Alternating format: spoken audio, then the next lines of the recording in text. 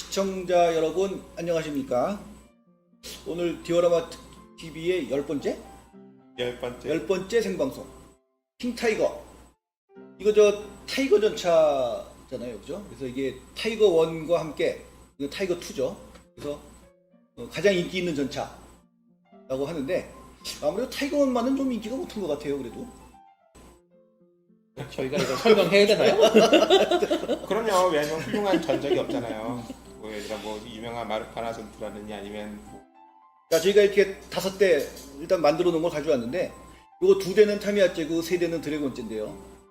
오늘은 제가 특별히 선물 하나 준비한 게 있습니다. 그래서 정확히 5시 50분에 제가 아주 쉬운 퀴즈를 하나 낼 테니까 그때 1분 동안 댓글로 답을 올려주시면 그 올려주신 분 중에 한 분을 추첨하여 요 하비보스제 킹타이거를 선물로 드리는 시간을 갖도록 하겠습니다.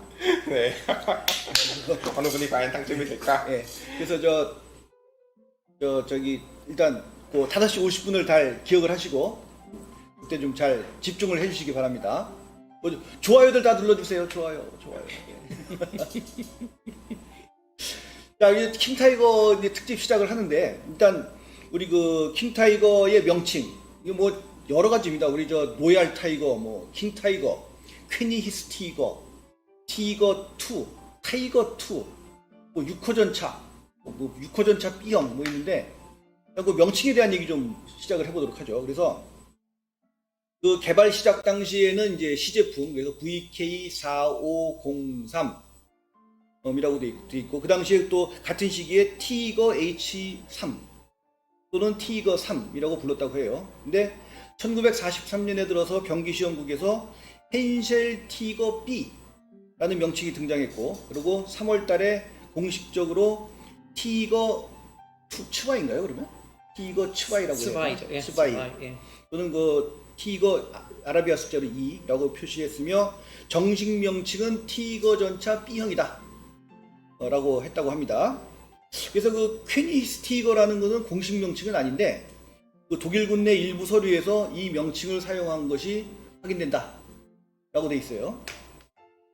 그래서 이제 그 영어 명칭이 킹타이거라는 이름이 나왔고, 그 다음에 로얄 타이거는 좀 이게 국적 불명이죠. 영국 사람들이 그렇게 번역하게. 아, 영국 사람들이. 예. 그 일본 키트에 로얄 타이거라고 많이 나오죠. 네. 돼 있고, 그 다음에 이제 그 6호 전차 B형, 우리 보통 저도 6호 전차 B형이라는 말 많이 쓰는데 이게 정식 명칭이 아니라는 얘기네요, 그죠? 그거는 조금 제가 아는 거로는요. 예.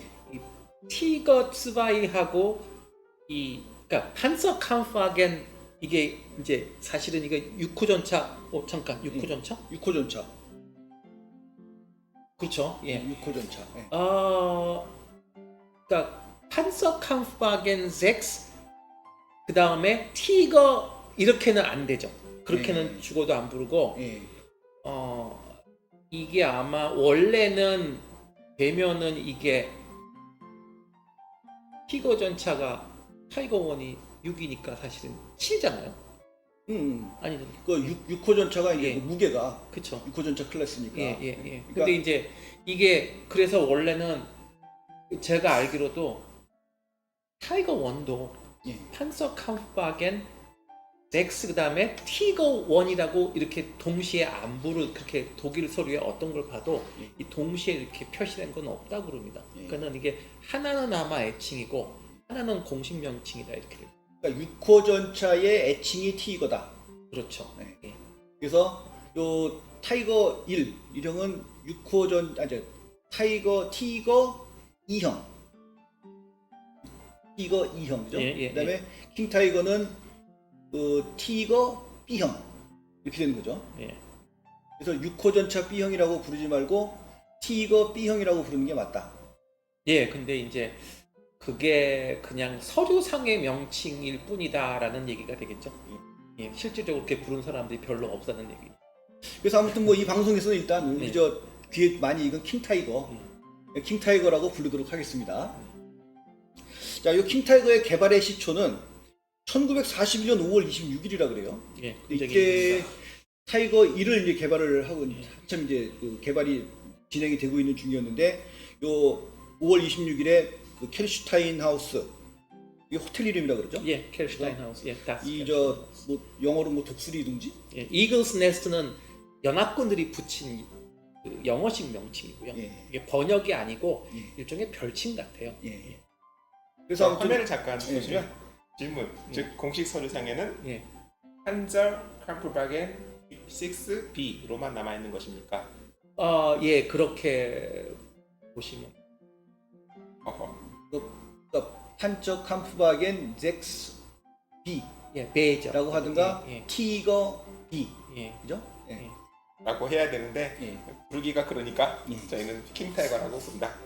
아무튼 이 회의에서 독일의 전체 개발과 관련된 주요한 사람들, 포르쉐 박사를 포함해서 그다음에 이제 군수상 이런 사람들이 다 여기 참가를 했는데 이게 그 히틀러가 45톤급 전차로서 무장을 저기 신형 88mm 고사포를 전차포로 만든 그 KWK-43을 탑재함으로써 티거 전차를 보다 중무장화하여 진화시켜라 라는 명령을 내렸다고 합니다. 그래서 그 헨쉘사와 포르쉐사가 개발을 시작을 했는데 포르쉐사는 금방 포기를 했어요. 그래서 헨쉘사에서 이걸 이제 설계를 계속 진행을 했는데 원래는 1943년 중반에 본격 생산을 하려 했으나 사정이 여의치 않아서 1944년 1월부터 이제 생산을 시작을 했다 이런 얘기죠. 그래서 그 일단 기본적으로 우리 그 킹타이거 두 가지가 있잖아요, 그죠? 그래서 포탑 앞면이 둥근 요 포르쉐 타입 예.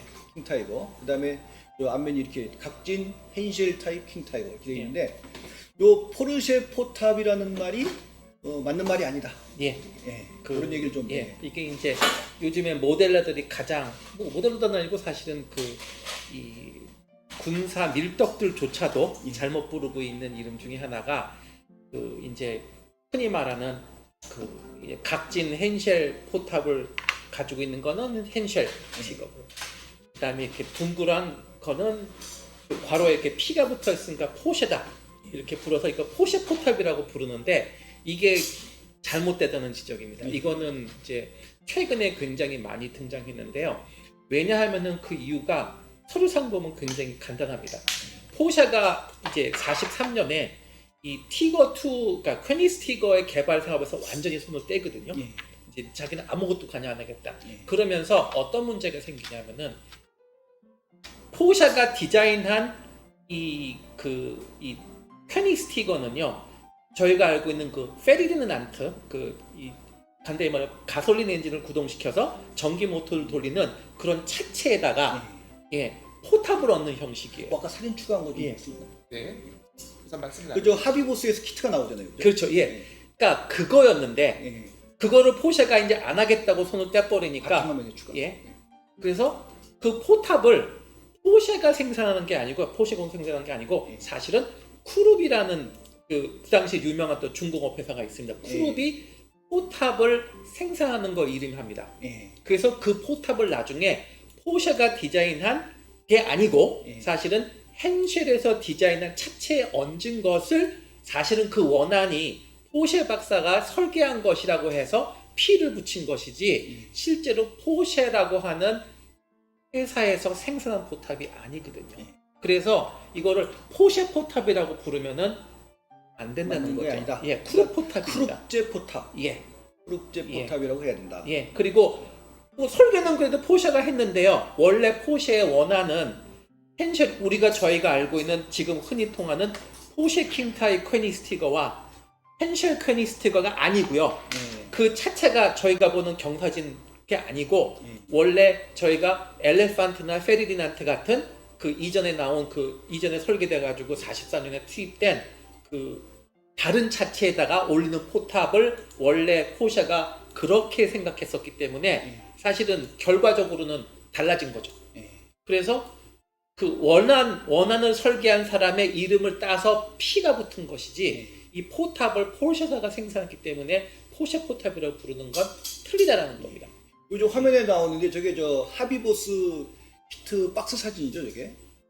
저 시제 예. 포탑이 나오죠, 저. 예, 그 저 차체가 원래 포르쉐 박사가 설계한 것이고요. 예. 저기다 이제 뭐 헨셸 포탑을 얹던 예. 예, 뭐 포르쉐가 디자인한 포탑을 얹던 하는 건데 결과적으로 저 안이 채택되지 않은 거죠. 예. 그러면서 헨셸이 생당한 차체 위에다가 포탑은 저거를 얹은 거를 이제 P를 붙인 건데 예. 생산한 자가 사실은 포르쉐가 아니고 예. 쿠룹 생산한 포탑이에요. 예. 그러니까 이제 기본적인 성능 그래가지고 우리 이제 차체 무게가 68톤이에요. 그렇죠. 그래가지고 68톤. 예, 그래서 엔진은 마이바하 HL 230, P30, 700마력. 트랜스미션은 전진 8단. 후진이 4단이나 돼요, 이것도. 왜냐면 후진 기어를 갑자기 뒤로 뺄 수가 없어요. 70톤이나 되는 전차가 갑자기 기술적으로 그래서 후진 사단이 있는 게 좋습니다. 예. 그래서 아무튼 전진 8단의 최고 속도는 시속 41.5km. 후진 속도도 최고 속도가 무려 11.12km에 달한다. 그거고요. 근데 여기 이 기동성 하면 이제 이게 그 타이거의 가장 큰 약점이다 이랬는데 이 킹 타이거가 사실은 뭐 그렇지도 않았다 그래요? 예. 그 왜냐하면은 이게 이제 나중에 가동률과 연관돼 가지고 이 간단히 말하면 사실 타이거 1 전차에 비해서는 예. 타이거 1은 처음에 보면 러시아 전쟁에서 그 시동도 잘 안 걸리고 그것 때문에 애를 먹었는데 실제로 이게 그 타이거 1이 실전에서 쓰이고 난 다음에 실전 배치된 전차이기 때문에요.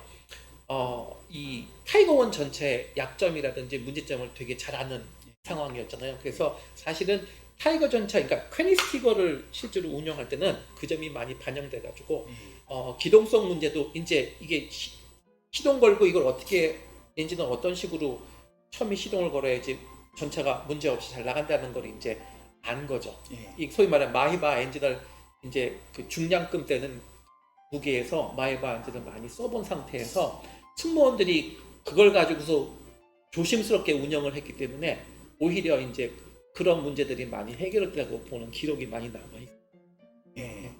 그러니까 가동률이 상당히 우리 생각보다 훨씬 높았다. 예. 이런 얘기죠. 그 독일 전차가 사실 뭐 절반도 안 있잖아요. 가동률이 되게 예. 모든 전차가. 예. 사실 여러분들이 알고 있는 것보다 사실 판터 가동률보다 그 퀘니스티그 가동률이 더 높습니다. 한 50% 전후가 되는데요. 50%. 예. 근데 이거는 왜냐하면 이 퀘니스티거에 그 배치된 승무원들이 그 당시에 가장 뛰어난 승무원들이었고 기량도 많고 경험 많은 승무원들이 일체적으로 배정됐고 그 다음에는 그런 승무원들이 이 타이거 1 전차에 대한 경험임을 이미 알고 있었기 때문에 실제로 그 한대 말한 마히바 엔진의 단점을 잘 알고 있는 거죠. 예. 그래서 그 상당히 많은 신경을 쓴 덕택에 실제로 늘 가동률을 50% 이상을 유지했고요. 이런 점을 사실은 그 요즘에 밀떡들이 많이 뭐 퀘니스티그 전체로 막 고장도 잘 나고 뭐 엔진도 잘 시동도 안 걸리고 뭐 덩치만 컸지 이렇게 얘기하는데 실제로 그 뭐죠? 니콜러스 모란 같은 이 에이브럼 전차를 실제로 운영했던 그 전차 미국의 전차병들의 증언에 의하면 의외로 에이브럼스 전차가 사실은 전쟁 상황에서도 가동률이 80%가 안 넘었다고 그러고요. 예. 그 다음에 최신형 일본 10식 전차가 가동률이 60%가 안 됩니다. 예. 그 다음에 물론 독일이 지금 전시는 아니지만 그리고 군인들이 전혀 전쟁 갈 거라고 신경 안 쓰지만 레오파드 2 전차조차도 가동률이 70%가 안 되거든요. 예. 그런데 그 당시에 가장 높은 그리고 가장 무거운 전차가 항상 가동률을 50% 정도는 유지했다는 게 그 당시 전차로 비교하면은 상당히 높은 거라고 합니다. 이게 현대의 전차병들의 평가입니다. 예. 예, 그래서 의외로 이렇게 타이거 1 전차에 비해서 가동률 낮지 않았고요. 예. 그 다음에 일단 가동만 된다면 전장을 거의 휩쓸 수 있는 능력이 있었기 때문에 예. 의외로 그런 점을 생각한다면 그렇게 운영에 문제가 많은 전차는 아니었다라는 평가가 요즘에 많이 나옵니다. 예. 한 480대인가요? 예. 490대 정도 만들었는데. 근데 뭐 혹자는 그 대신 4, 5전차를 많이 만들었으면은 훨씬 더 좋지 않았겠냐? 라는 얘기도 하는데. 근데 그것은 이제 저도 그렇게 생각한 적이 있고요. 예. 그런데 가만히 생각해 보면은 이 페니스티거가 전장에 배치될 쯤면 독일이 이제 수세에 몰리고 거의 이제 이 본국으로 예. 전선이 밀려가는 때인데 이 당시에 오히려 연합국은 거의 뭐 셔먼도 76mm 그 전차포를 이제 쓰기 시작하고요. 이제 더 무거운 전차가 나오기 시작하고 러시아는 뭐 T-34 85 거기다가 뭐 이제 스탈린 전차가 등장하잖아요. 이런 상황에서 숫자적으로 월등한 T-34 85는 그 당시 러시아가 가장 많이 가지고 있는 전차인데 4호 전차 H형이나 J형을 예를 들어서 수천 대를 더 생산해봤자 예. 1대1 상대밖에 안 되거든요. 당연히 1km 밖에서 T-34하고 1대1로 싸우면은 먼저 맞으면 그 4호 전차는 바로 깨집니다. 근데 당시에 독일은요 전차를 3,000대를 더 많이 만들었어도 여기에 태울 승무원이 없었어요. 예, 승무원이 없었어요. 15,000명이 더 있어야 되는데. 그렇죠. 바로 그겁니다. 그러니까 적은 승무원을 가지고 예를 들어 일당 10을 할 수 있는 그런 전차를 만들어서 수비를 하는 것이 훨씬 효율적이라고 하는 요즘 의견이 지배적이에요. 전차병들 특히 보면은 나 같아도 무겁고 튼튼한 전차 만들어 가지고 남아있는 소수정예 세명을 배치시켜 가지고 유리하게 수비를 하는 게 낫지. 되게 그 1대1로 싸우면은 100% 깨지는 전차를 많이 만들어야 그거 많이 만들어봤자 그거를 다룰 수 있는 승무원들이 없는데요. 그래서 징집을 하려고 했는데 예.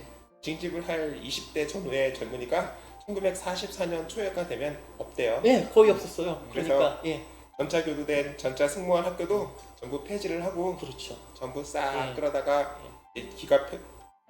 우리 저 반복 수련된 조교님들을 전부 다 별도의 기갑 사단으로 편제를 하고 이제 전차병 양성은 그만하는 걸로. 예. 그리고 이제 판토도 그렇거든요. 판토도 보면은 그 노르만디 전에서 그 기록들을 보면은 판터가 숫자는 많았는데 이 판토에 그 탑승한 승무원들이 기껏해서 1개월 정도도 훈련을 받지 못하고 탑승을 했기 때문에 운영 능력이 상당히 미숙했다고 합니다. 그러니까 바로 셔먼하고 붙어도요. 셔먼은 당시 숫자가 많으니까 바로 옆으로 기동해서 좌우로 빠져가지고 판토의 약점인 측면을 때려가지고 그 어이없게 당하는 경우가 많았거든요. 근데 이럴 때 만일 퀘니스티거가 있었다. 그러면 측면 가도 아무리 때려도 끄떡없죠. 그러니까 차라리 그 이런 경우에는 독일 입장에서는 그 절대적으로 숙련된 승무원이 적은 상태에서는 그나마 방어력이 우수하고 공격력이 우수한 전차를 만드는 게 훨씬 유리했다는 평가가 미국에서 나오고 있어요. 그러니까 결국 여기는 그야말로 몇 안 남은 숙련된 승무원들이 탑승을 했다. 그렇죠. 자, 이제 그 다음에 이제 우리 저 장갑. 장갑은 뭐 차체 전면이 150mm, 뭐 이제 T-34처럼 경사장갑 이렇게 돼 있고, 측면과 후면이 80mm. 그러니까 측면이 4호 전차 정면하고 똑같아요. 그렇죠. 예. 그리고 상면이 40mm. 근데 이 포탑 장갑이요. 이게 포르쉐가 저도 몰랐었는데 이 앞에 100mm밖에 안 예, 돼. 100mm죠. 얇잖아요. 예. 포르쉐 포탑은 앞이 저 전면 장갑이 100mm. 대신 이제 경사가 더 져가지고. 그래서 이제 100mm고 그다음에 저기 그 헨쉘 포탑은 저기 250mm인가요? 180mm 죠. 180mm인가요? 포탄 정면. 아, 그렇죠. 예. 포탑 전면 180mm, 측면 80mm 이렇게 돼 있고요. 그다음에 주포는 이제 71구경 KWK43. 그래가지고 요거는 그 플락 41을 개조한 전차포. 초속으로 71구경. 초속으로 포탄 쏘면 1초에 1100m 나가는. 그래서 포구 초속이 그 40식 철갑탄. 그러니까 39식이 일반 철갑탄이고 40식이 좀 비싼 거죠. 근데 40식 철갑탄의 포구 초속이 1130m. 그래서 관통력이 그 30도 경사 장갑판을 100m 거리에서 237mm. 그다음에 500m에서 217mm. 1000m에서도 193mm.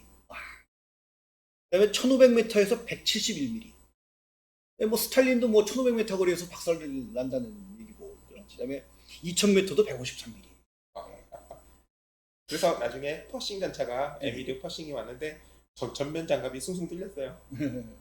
자, 근데 요 재밌는 게 자료가 있어요. 또 그래서 사거리에 따른 명중률이 나와 있습니다. 그래가지고 요 40식 철갑탄을 사용을 했을 때 요 훈련 상태에서는 1000m까지는 다 100% 명중. 훈련 상태. 그다음에 1500m 거리가 되니까 명중률이 97%. 그다음에 2000m에서 89%, 3000m 66% 이렇게 되어 있는데 요 실전 상황으로 가니까 실전에서도 100m나 500m는 100% 명중을 했다고 합니다. 근데 1000m가 되니까 훈련 때는 100%였던 것이 89%로 줄어들었고, 그다음에 1500m가 되니까 훈련 때 97%였던 것이 명중률이 66%로 떨어졌다. 그다음에 2000m에서는 명중률이 47%. 많이 떨어지죠. 야, 그러면 2km 바깥에서도 두 발 쏘면 한 발은 맞네? 그렇죠. 야, 3000m 거리에서 25% 있습니다. 근데 이게 저 실전 감은 이게 우리 퓨리에서 보면 지질이 안 맞잖아요. 왜 대전 자포 쏴도. 그래서 이게 실제보다는 좀 잘 안 맞는다. 참고로 말씀드리면 어디 보니까 뭐 저 독일군 대전 첩포 75mm 그 팩40 있잖아요. 이게 1068발당 한 대를 부쉈다 그래요. 근데 1068발이라는 게 이제 그렇게 쐈다는 건 아니고 그야말로 이제 전선에 탄약을 공급을 해서 이게 그야말로 이제 유폭해서 날아가 버릴 수도 있고, 그죠? 그다음에 독일군이 버리고 갔을 수도 있고, 뭐 노획을 당했을 수도 있고 하니까 전부 다 그 적 전체를 향해서 발사된 건 아니지만 아무튼 1068발을 소비를 하면 한 대를 부쉈으니까, 그러니까 이 중에서 한 실제로 전차를 향해서 쏜 게 10분의 1 정도라고 생각을 하면 100발을 쏴서 한 대를 부순다. 뭐 이런 거죠, 그죠? 우리 보병도 네. 기본으로 한 200발을 갖고 있잖아요. 네. 200발을 다 사격할 기회가 있을까요? 우리 카구팔을 200발 6발 클립인가? 네, 5발. 5발 클립을 20번 바꿀 수 있을 만큼 보병이 살아있을까? 자, 그래서 아무튼 생각보다는 이게 명중률이 그렇게 높진 않다. 이런 얘기고요. 요 39식절 갑탄은 3000m 거리에서 23%라 그러네요. 명중률이. 기대할 수 없다. 네, 이건 한 5발 쏘면 하나 맞는 거죠. 네. 자, 그리고 이제 요 우리 저 모델러로서 제일 중요한 거. 우리 저 탄피 색상. 우리 저 탄약, 우리 타미야, 맨날 그 타미야 거 만드니까 보면 타미야에서 뭐라고 나왔냐면 탄두는 검정색, 탄피는 금색. 다 이렇게 돼 있잖아요. 그죠? 근데 이게 이제 그 타콤이나 이런 데서 내부 제형 키트가 나오기 시작을 하면서 이게 이제 그 탄피가 시커멓게 나오기 시작을 했어요. 그래가지고 이런 이야기를 좀 해주시면 좋겠네요. 예. 우리 뭐 지금도 타미야에서는 뭐 탄피 전부 다 황동색으로 칠하라고 되어 있는데 이게 이제 실상은 그렇지는 않다는 거죠. 예, 요거는 독일이 전후에 가면은 그 구리가 모자라요. 예. 예, 아시겠지만 황동도 구리죠. 그래서 이 탄피를 되게 그 황동으로 만드는데 구리가 이게 절대로 부족하니까 별 수 없이 구리를 절약하는 입장에서 이 탄피죠. 이거를 쉘 케이싱이라고 그러는데 이거를 철로 만들기 죠. 철은 녹슬죠. 예, 녹슬기 때문에 이게 녹슨 거를 사실 이 폭에다가 많이 집어넣게 되면 이게 문제가 많이 생기거든요. 그래서 녹슬는 걸 방지하기 위해서 간단히 말하면 우리식으로 하면 여러분들 혹시 그 여성들 신는 에나멜 구두 아시나요? 그 반짝반짝한 에나멜 구두, 예, 빨간색, 까만색 그런 식의 에나멜 페인트를 칠한 다음에 거기다가 우리식으로 하면 투명 라카를 뿌린 거라고 생각하시면 돼요. 그렇게 한 겁니다. 그럼 광택이 있어야겠네. 광택이 약간은 있죠. 그런데 이제 문제가 뭐냐면 기본 목적이요. 이게 녹슬지 않게 하는 게 목적이었기 때문에 페인트가 모자라면 그래서 제가 본 박물관 가서 본 실물은요 연두색으로 칠한 탄피도 있어요. 살아있는 멀쩡한 포탄인데 이제 퀘니 스티거에 들어가는 되게 높이가 큰 거의 뭐 90cm 가까이 되죠. 근데 탄피가 색깔이 연두색이에요. 연두색도 있고 점원 그레이 짙은 회색도 있고 검은색도 있습니다. 예. 탐종마다 좀 달리 칠했을까요? 그랬을 것 같은데 아니라고 그럽니다. 왜냐하면은요, 이게 이제 제가 읽어본 자료에 의하면은 이게 기본적으로 녹만 방지하는 거였기 때문에 페인트가 이게 다 됐으면은 딴 거 무조건 쓰는 거예요. 그러니까 그러면 포수는 이거 뭐냐? 탄두의 색깔만 가지고 구분한다는 거죠. 이게 노란색이냐, 아니면 뭐 필드 그레이냐, 아니면 검은색이 대표적인 철갑탕이죠. 검은색이 이제 은색 팁이 딱 있으면 그거로 구분하는 거지. 탄피로는 사실 이거 뭐 아무 색으로 칠한 경우도 있기 때문에 사실 그래서 노란색도 존재하고요. 예. 제가 본 거 노란색도 있었어요. 그 다음에 연두색, 그 다음에 짙은 우리가 고동색이라고 그러는 거 예. 있죠. 브라운색이죠. 고동색으로 제가 칠한 것도 봤습니다. 예. 당분간에서. 예. 그래서 그 간단히 말하면 저희가 뭐 그 에나멜 같은 거 가지고 그냥 남는 거 가지고 탄피를 칠을 했다고 보셔도 돼요. 어떤 면으로도. 네. 그게 조금 충격적입니다. 그럼 저 구리는 아예 안 썼을까요? 썼죠. 그래서 저도 판터를 만들 때 내부 재현을 할 때 예. 판터도 그런 경우가 많아요. 예. 그래서 이게 탄 배급을 독일이 후방에 가면은요, 이게 이 일관성이 없었기 때문에 예. 저도 탱크 하나에다가 같은 탱크에도 그 황동색, 예. 예, 그것도 들어가 있고 그 짙은 회색도 있고 검은색 탄피도 있고 저도 녹색 탄피도 있습니다. 그러니까, 예, 그러니까 이제 그런 상황이 구리로 벌어지는 거죠. 탄피를 만들어야 되는데 네. 그죠? 구리가 없으니까 철을 썼는데 예. 그럼 일부는 구리로 만들진 않았을 것 같네요. 그럼 이게 구리가 비싸니까 그죠? 이게 이제 당연히 그래서 이게 왜 섞이는 거냐? 그 독일도 그렇잖아요. 그 초기에 만들었는데 최근에 만든 걸 창고 입구에다가 집어넣잖아요. 예. 그러면 최근에 만든 걸 먼저 꺼내고, 아. 그러니까 오히려 베를린 공방전 갔을 때 종전 말이 가면은요, 오히려 거꾸로 구리로 만든 탄피로 만든 포탄이 나오는 거예요. 거꾸로. 후입 선출. 그렇죠. 예. 예. 그런 경우가 상당히 많았다고. 그럼 이제 어쨌든 판터 포탄도 그런 식이고. 그렇죠. 그다음에 예.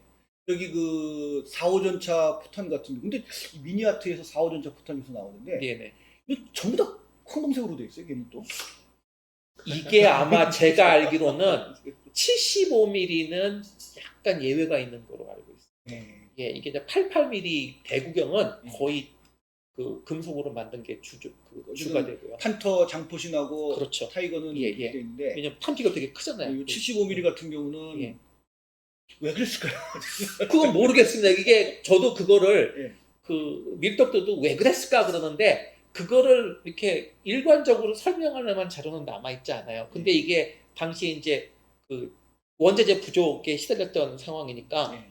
그 다분히 이제 이 공장들도 그때 알아서 예. 이제 모자란데 만들어 가지고 일선으로 보내야 되는데 예. 그러면 이제 임시 방편으로 그냥 아쉬운 대로 그냥 칠해버리는 거죠. 예. 그랬지 않았을까라는 그런. 요즘 그 미니아트가 그야말로 뭐 고증에 충실한 것 같은 그런 키트들을 많이 내는데 예, 아무튼 저도 요새 보면서 거긴 다 황동색을 칠해가지고 예.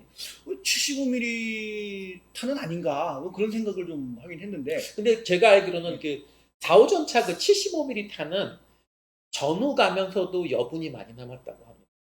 예, 확실히 그 88mm 같은 경우가 가장 많이 딸렸던 부분이 있던. 애초 뭐 엄청 많이 만들어 놨을 수도 있다. 뭐 그럴 그렇죠. 수도 있고. 그러니까 이제 엄청 만들어서 제일 구석에 있던 것이 제일 나중에 나오는. 예, 아무튼 알겠습니다. 예전 말기에 독일은 정해진 고증이랄 게 없다. 그것도 예외가 좀 있어요. 어떤 식으로? 예, 나중에 이게 이제 야크티그 같은 경우는요 거의 4월 말까지도 그거 기록이 있습니다. 그 공장에서 페인트 칠해서 기다려가지고 그걸 바로 빼가 전투에 보내는 기록이 나와 있어요. 근데 보면 둔켈게프로 칠했다. 예, 그거는 그건 이제 저 그런 도장 얘기니까 식으로, 도장 얘기 지금 다시 할 겁니다. 예. 그래서. 그거는 예외도 좀 있습니다. 자 일단 아무튼 저 모형하시는 분들 이제 아셨겠죠. 예. 그리고 그 다음에 역시 또 이제 모델러들의 가장 또 궁금한 점, 요 킹타이거의 도장 얘기를 좀 해보도록 칠. 할게요. 네. 우리 그 예전에 그 우리 저 타미야 옛날 타미야 설명서를 보면은 처음에 이제 제전 초기에는 뭐 점원 그레이로 칠했다. 1943년 2월 18일부터 다크옐로우로 바뀌어서 거기서 이제 공장에서 나올 때 다크옐로우로 나왔고 그다음에 전차병들이 다크옐로우 기본색과 위장색인 레드 브라운 그다음에 다크 그린을 각 2kg씩 가지고 다니면서 위장색을 칠했다. 라고 나와 있습니다. 거기는. 그래서 이제 그런 것들 말고는 뭐 사실 이렇다하게 나온 게 없었는데 요즘 이제 자료들이 많이 나왔죠. 그래서 요 킹타이거 도장 이야기를 좀 설명을 좀 드리려고 해요. 그래서 일단 1943년 10월에 킹타이거 CJ 차량은 전체 둔켈게르프 RAL 7028로 도장을 했습니다. 자, 그다음에 이제 1944년 1월 양산차가 이제 양산이 시작이 돼요. 그래서 여기 저 옥시트로트 그래가지고 독일어로 이제 말하자면 이 색깔이죠, 이 색. 이거 저 녹슬은 색입니다, 이를테면. 녹슬은 색, 녹슬은 색이 아니라 그 뭐라 그러죠? 강청색? 산화철색. 강청색이라 그럽니까? 그래서 그거를 칠해놓은 상태에서 그 위에 찌메리트 코팅을 하고 그 다음에 둔켈겔프로 도장을 했다. 둔켈겔프는 여러분들 저 다크옐로우를 말합니다. 이게 독일어로 말하다 보니까 그런 건데요. 둔켈이 어둡다는 뜻이고 겔프가 노랑이라는 뜻이니까 다크옐로우라는 뜻입니다. 그래서 둔켈겔프로 도장을 하고 차량을 수령한 부대 위에서 그 위에 올리브 그린과 로트 브라운, 레드 브라운입니다. 레드 브라운으로 위장을 스프레이 위장을 했다. 이건 이제 현지 부대에서 이제 삼색 위장을 하는 거죠. 일단 다크옐로우로 된 차량을 현지 부대에서 받아서 그 위에 이제 이렇게 스프레이로 뭐 레드 브라운, 다크 그린 또는 올리브 드라고 칠하는 거고요. 자, 근데 이것이 1944년 8월 이제 바뀝니다, 이게. 그래서 8월 19일, 1944년 8월 19일 헨쉘 생산 공장의 최종 단계에서 삼색 위장을 실시한다. 공장에서부터. 공장에서 이제 삼색 위장을 해서 내보내는 거죠. 이게 아마 이제 귀중한 차량이라 그런 것도 있을 것 같고, 아니면은 이게 뭐 전선에다가 막 페인트를 나눠주다 보니까 막 뭐 낭비가 심하고 해가지고 아예 그냥 칠해서 갖다 주는 뭐 이런 걸 수도 있을 것 같아요. 수급 문제도 있죠. 전선까지 페인트가 안 가는 경우도 많아요. 근데 아니면 쟤네들이 받아갖고도 귀찮으니까 뭐 내버리는 수도 있을 거고, 그죠? 뭐 칠하기도 전에 부서져. 연합군의 제공권 하에서 철도 수송을 할 때 그때부터 위장을 꼭꼭 숨느라고 미리 위장을 하지 않았습니까? 자, 그래서 아무튼 요 둔켈겔프 위에 올리브 그린과 로트 브라운, 레드 브라운을 스프레이 도장을 해서 내보내는데 이 위장 패턴은 빛과 그림자 위장을 했다. 자, 여기 저 빛과 그림자라는 거 좀 잘 설명을 드리면 우리 예전에 이 매복 위장이란 말을 많이 썼어요, 그 당시에. 그래서 우리 저 모델들끼리 칠하면서 형 이거 매복으로 칠해요. 그럼 매복이야 이제 그러면 이제 칠하는 건데 그러면 이제 삼색 위장을 한 상태에서 거기다 이제 점점점점점 요겁니다. 바로 요거. 여기 있구나. 여기. 요거요. 화면 가운데 놓으시죠. 약간 떨어뜨린다. 여기다 놓겠습니다. 자. 그렇죠.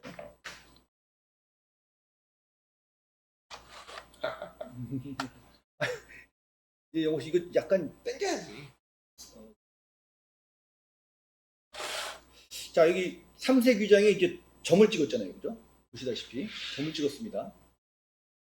그래서 이 점은 이제 뭐 다크옐로우 바탕 위에는 뭐 레드 브라운이나 이제 다크 그린, 그다음에 이 위장색 위에는 뭐 다크 옐로우나 뭐 이렇게 다른 색을 칠하는 건데, 요걸 이제 처음에는 우리 매복 위장이라고 했는데 이거를 요즘은 빛과 그림자 위장이다라고 부른다 그래요. 요 혹시 좀 요게 대해서 좀 혹시 좀 아시는 거 있어요? 이거는 아마 제 생각은요. 그리고 사실은 이거를 사실 확실히 그렇게 설명하는 사람들은 없는데 이걸 저는 요즘에 많이 느껴요. 왜냐하면 예전에는 연합국 사람들이 독일어를 자기네 방식대로 이렇게 영어식으로 부르던 것이 최근에 가면 점점 이제 고증 자료가 많이 나오면서 독어 원어라든지 원어를 번역하게 되면 그 원 의도가 나오거든요. 그래서 사실 이게 이런 것을 엠부시라고 부르는 이유는 이게 사실은 원래 이 나무 이파리 같은 게 그림자에 이렇게 빛을 비춰가지고 나무 잎의 그림자가 비치는 이런 식으로 된 거거든요. 그래서 이게 사실 나무 밑에서 내복을 하고 있으니까는 이제 연합국 쪽에서 보면 이건 내복형 위장이라고 불렀을 것 같은데 이게 사실은요. 그리고 저희가 얘기하는 모형을 만들 때 자료들이요. 이 자료들이 사실은 1990년도까지만 해도 주로 이걸 쓴 사람들이 영국이나 미국인들이에요. 쪽 연합국 주 사람. 그런데 이게 2000년도가 넘어가면서 이제 독일인들이나 유럽인들 주로 독일어 문화권의 사람들도 그 자료를 이제 많이 내기 시작합니다. 이러면서 이제 원래 의도를 이렇게 보여줄 수 있는 원어를 이렇게 많이 쓰거든요. 왜냐하면 이제 혼동도 줄이기 위해서. 그러면서 이제 지금 현재로는 2010년 이후에는 영미 쪽에서도 그걸 받아들이고 있어요. 예. 그래서 이거 내복형이 영어로는 당연히 앰부시가 되지만 이게 2000년도가 들어오면서 갑자기 샤트널리스트, 그림자와 빛이죠. 예. 그러니까는 이건 사실 독어 원어거든요. 예. 이게 이제 어떻게 보면은 그 원어의 의도를 더 충실하게 따르는 거라고 생각해서 예. 이제 그런 식으로 이렇게 옮겨. 그러니까 예를 들어서 차체 같은 것도 그냥 우리는 예전에는 그냥 헐이라고 그랬는데 예. 요즘은 독일 사람들은 이 차체에 넘버를 붙여가지고 이거 가지고 형식을 구분했기 때문에 독일 원어에는 바너라는 말이 있어요. 바네 그러면 이게 영어의 차체거든요. 요즘은 거의 되게 좋은 고증 자료를 보면은 타이거 원이나 퀘니스티거 보면 다 바네라고 불러요. 바네 넘버가 있고요. 그래서 바네로 다 통칭을 합니다. 예. 왜냐하면 이게 연합국 쪽에서는 사실 셔먼은 그런 식으로 구분하지 않거든요. 예. 근데 독일은 타이거나 타이거 2 같은 전차들은 이 차체 가지고 형식 구분하는 데 되게 중요하기 때문에 예. 그러니까 독일어가 가지고 있는 그 의도를 반영하자. 그래가지고 바네라는 말을 많이 통용하기 시작했어요. 그래서 요즘에 영어로 된 자료를 봐도 바네라는 말을 그대로 씁니다. 예. 그러니까 이게 아마도 그 독일어가 가지고 있는 원 의도를 반영하는 이것도 일종의 이제 전문 용어라고 생각하는 거죠. 그래서 이렇게 바뀌는 지금 그런 어떤 시기라고 보고 있습니다. 정리를 해드리면 아무튼 요즘은 그 내복 위장이라는 말 대신 빛과 그림자 위장이라는 그렇죠. 위장이라는 예. 용어를 쓴다. 예. 이렇게 보시면 됩니다. 아유 1944년 8월이면 예. 이미 다 오늘 자살 이번 달에 자살할지 다음 달에 자살할지 그러고 있었는데 그럼에도 이렇게 내복 위장을 열심히 내복 위장이 아니라 빛과 그림자 도장을 개발을 했네요. 예. 자, 근데 요 당시에 이제 빛과 그림자 위장을 도입을 했으나 그 삼색 위장을 하고 이 점은 안 찍어서 내보냈다 그래요. 그래서 그러면 점을 안 찍어서 내보낸 이유는 그 당시에 찌메리트 코팅이 돼 있었기 때문에 거기다 뭐 점 몇 개 찍어봐야 표시가 안 나기 때문이 아니었을까라고 맞다. 생각을 한다 그래요. 맞아. 스페리트에다가 이 점을 찍으면 안 보이잖아요. 예. 그러네. 그리고 또 위장 패턴은 표준화되지는 않았다. 그리고 그다음에 이제 차내 도장은 우리 이 내부는 백색 그러는데 사실은 아이보리색이잖아요. 그렇죠. 그래서 이게 엘펜바인이라고 그래요. 독일어로. 네? 예, 엘펜바인. 엘펜바인. 그래서 크림색. 엘펜바인으로 칠을 해야 되는데 또 도려아끼려고 또 이것도 그냥 안에 방청색 로트 브라운인 상태로 그냥 내부 일부만 약간만 그 아이보리색을 도입을 하고 그냥 내보냈다 그래요. 코로 예. 왜 아이보리색으로 칠할까요? 흰색 대신 내 들어가 안 보여요. 윤활유를요. 그러니까. 윤활유 각종 그리스나 그림들이 튀어나오거나 하는 걸 잘 보이라고 일부러 흰색을 칠한대요. 기관부랑. 그죠. 미군은 연두색 같은 거 칠하지 않나? 네? 비행기 안쪽 보면은 예. 연두색. 자, 그다음에 이게 이제 1944년 9월. 1944년 9월 11일부터 찌메리트 코팅을 하지 말라는 지시가 내려졌어요. 어허. 그래서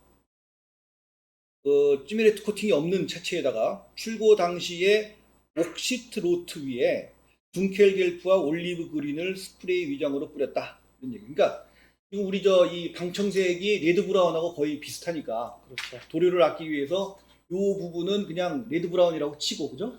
여기다 그 다크 옐로우나 올리브 드랍으로 위장색을 칠했다. 이런 얘기죠. 참고로 여긴 보면 이제 약간 조금 차분한, 약간 짙은 빨간색하고 좀 멀죠. 예. 예. 그런데 실제로 이 영어로 이걸 레드 옥사이드라고 그러는데요. 예. 이것도 제가 그거는 실제로 이제 사진을 본 적이 있어요. 근데 상당히 빨간색에 가까운 색상도 있습니다. 예, 이것도 이 방청색으로 썼던 것도 헐레드. 예, 이 헐레드에 다음에, 가까운 예, 거죠. 그렇죠. 그 배홀수선 밑에 빨갛게 칠하는 그것처럼 굉장히 선명한 빨간색도 있어요. 근데 다만 이 로트 브라운, 레드 브라운 도료 재고가 있으면 그렇죠. 칠하는 경우도 있었다. 예. 라고 합니다. 자, 그리고 요 이제 기본 패턴 위장 패턴은요. 이게 우리 하드 엣지. 소위 말하는 이 경계선이 뚜렷한 하드 엣지인데요. 아까 이제 저기 보여드렸던 것 같은 경우는 여기 이제 소프트 엣지잖아요. 그죠? 이거는 소프트 엣지에다가 이걸 뿌렸잖아요. 점을 찍었잖아요. 근데 왜 사실은 잘못된 거죠? 예전에 잘 몰랐을 때 칠한 거라서. 그래서 이 하드 엣지가 맞는 것이다 이런 얘기고. 그다음에 이 하드 엣지가 원래는 이게 표준 패턴이 있긴 있었다 그래요 이게. 예, 예. 있었는데 뭐 워낙 그냥 이 두기로 하다 보니까 우리도 하다 보면 뭐 마스킹하고 했는데 여기다 다크옐로우였나 저 레드 브라운 헷갈리잖아 그죠? 그러니까 막 그냥 대충 해서 칠하다 보니까 이게 통일이 안 됐던 것 같아요. 그런 것 같고 44년 9월인데요. 음. 그때 되면은 뭐 제정신이 아닌 거지. 연합군에서 뭐 낮에는 폭탄 두들겨 맞고 예. 밤이나 잠깐 움직였다고 하니 그럼에도 불구하고 사실은요, 그 이 페인트 칠을 할 때 지형을 사용했거든요. 예. 그래서 이게 이제 방대한 자료가 다 없어서 그렇지 거의 똑같은 위장색을 가지고 있는 전차들이 충분히 있을 수 있다고. 그리고 사실 사진 보면 비슷한 모양 가진 것들을 볼 수는 있습니다. 어쨌든 뭐 표준은 있긴 뭐 예, 있긴 예, 있었던 예. 모양이에요. 예. 자 그리고 이제 집게도 잠깐 볼까요? 대전 말에 근대 차대 방청도료 적갈색에 포탑은 하드 엣지 3색 도장 실전 투입된 자료가 있을까요? 이게 적당한 상상의 산문 아니죠 이거는. 실전 투입된 자료는 그 바이지 대작전 킹타이거 보면은 사진이 많진 않지만 그 뚜렷하게 나온 것들이 몇 개 있어요. 그래서 그거를 참고로 하긴 해야 되는데 사면도가 없다 보니까 또 나머지 부분은 또 상상으로 해야 되고 뭐 이런 게 있고. 그다음에 우리 보면 자료집에 보면 물론 이제 그것도 뭐 어느 정도 상상을 넣어서 그린 거긴 하겠지만 그 삼색 위장 빛과 그림자 사면도가 있거든요. 그러니까 그런 거 보고 하시면 될 것 같은 생각이 듭니다. 그리고 사실 제가 만든, 오늘 안 가져왔지만 제가 만들고 도색한 페니스테거가 바로 방청색 도료에다가 하드에지로 그 색칠한 네. 거거든요. 네. 그래서 방청도료가 좀 빨간색이 도는 건데 이게 해외 장르는 은근히 많습니다. 네. 이게 실제 사진을 가지고 자료 사진 가지고 고증을 철저히 한 거기 때문에 네. 실제로 그 빨간색에 가까운 방청도료 위에다가 둥켈 게프하고 올리브 그린을 올린 하드에지 도장 사진도 많이 남았어요. 예. 자 그리고 이제 이렇게 9월 11일까지 했습니다 일단. 자 이제 10월 달 들어갑니다. 1944년 10월 9일자 지시로 찌메리트가 된 차량은 도료를 더욱 희석해서 칠하라. 자, 이게 이제 무슨 뜻이냐면은 찌메리트가 이미 9월 달에 폐지는 됐지만 찌메리트가 돼 있는 상태가 있었던 차량들이 몇 대 좀 있었던 것 같아요. 그래가지고 찌메리트가 있는 거는 도료를 더욱 희석해서 칠하라. 왜 그랬을까? 찌메리트가 하얀색이라 그런가? 그 기존에 있던 칠을 전부 떼어낼 수는 없고 더 진한 색이 되는 것을 막기 위해서 아무튼 뭐 잘은 모르겠지만 아무튼 그리고 10월 30일 지시에서는 도료를 절약하기 위해 둥켈겔프의 기본 도장이 금지됐다 그래요. 그리고 위장색도 로트 브라운은 사용을 하지 마라. 그러니까 이 옥사이드만 그냥 쓰라는 얘기죠. 그죠? 여기다가 직접 뭐 대충의 위장을 해서 빛과 그림자 위장을 어떻게든 해갖고 예. 그렇죠. 싸우라. 예.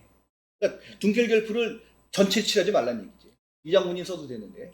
자, 근데 여기 또 한 가지가 있는데 둥켈겔프를 입수하기 곤란한 경우에는 필드 그레이를 대신 사용하라라는 이야기가 있었다라는 설이 있는데 우리 교수님은 이건 다 뻥이다라고 얘기를 하세요. 예. 이제 이게 이제 왜 이렇게 나온 거냐면은 제 기억으로는 옛날 타미야 설명서 보면 뭐 대전 말기에는 도료가 부족하여 뭐 점원 그레이 색상도 나오는데 이런 경우는 뭐 중전차나 중화기의 하나였다. 뭐 이런 얘기 있고요. 예.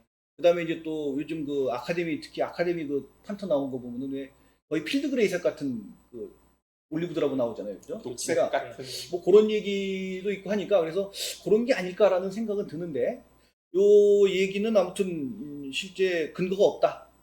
오히려요. 예. 이거를 이제 늘 그렇지만 이게 있다 그러면 증거 내세워라 이건데 예. 이제 이 분야에서 이제 가장 오랫동안 이 분야를 연구하신 분이 이제 힐러리 도일. 근데 이분에 의하면은 이분 최근에도 야크 판터 완전히 복구해가지고 그거 열심히 타고 계십니다. 예. 왕성하게 도일 활동을. 선생님이 저 역사학적이지 않나요? 예. 그래서 키 조그만 사람. 예.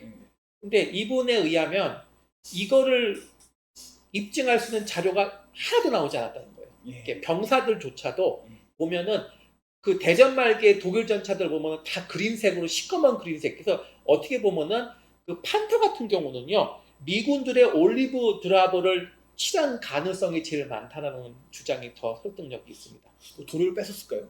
남는 거죠. 그러니까 전투하다가 미군들 올리브 드라버는 제일 흔했으니까 네. 그거 그냥 가지고 칠하는 거죠.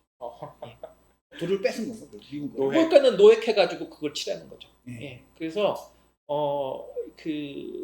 이 저먼 그레이드나 필드 그레이를 가지고 그런 왜냐면 대전 말기간 필드 그레이드 부족해요. 굉장히 예. 부족해져서 의외로 그냥 우리가 말하는 올리브 그린 전체를 그냥 색칠해 버리는 경우가 더 많고 예. 아니면 그거 부족하면은 그 미군들한테 노획한 올리브 드랍을 사용했다는 그런 그 기록이 더 많습니다. 네.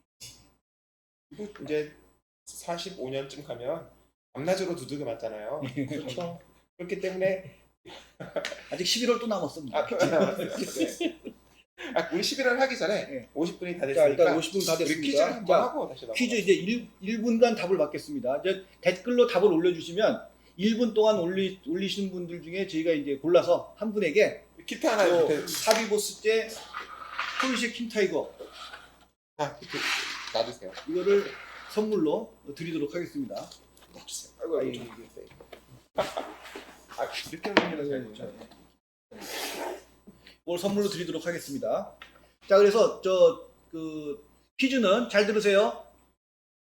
포르쉐 포탑 킹타이거는 몇 대가 생산되었을까요? 요거야, 요거. 자, 1분 재겠습니다. 지금부터.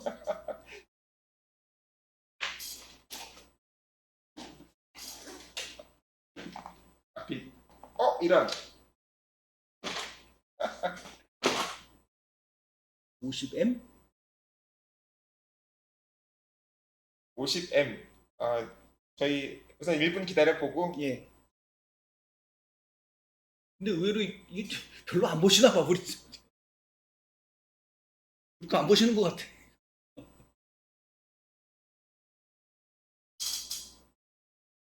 자, 포르쉐 킹타이거 몇 대 생산됐을까요? 자, 퀴즈입니다. 이거요. 이렇게 생긴 이거 몇 대가 생산됐을까요? 답을 안 주시네요, 사람들이. 혹시 가요 거기? 태권 거예요? 우리 관심들이 없어, 우리 방송 솔직히. 야, 이거 퀴즈를 내도 뭐 관심도 없으니 끝났어. 자, 1분 됐습니다. 딱 2분 나왔어. 3분. 이제 끝났습니다. 이제 끝났어요. 끝났는데, 자, 이제 진짜 끝입니다. 자, 4분 응원을 해주셨고요. 오창현님 50M이라고 했는데, 뭐 50대란 얘기겠죠, 그죠? 그렇겠죠? 자, 오창현님 50대예요, 15대예요? 이거 분명히 해주세요. 자, 오창현님만 다시 한번 기회 드릴게요. 이거 분명히 해주세요. 50대인지 15대인지. 자, 오창현님 다시 올려주세요.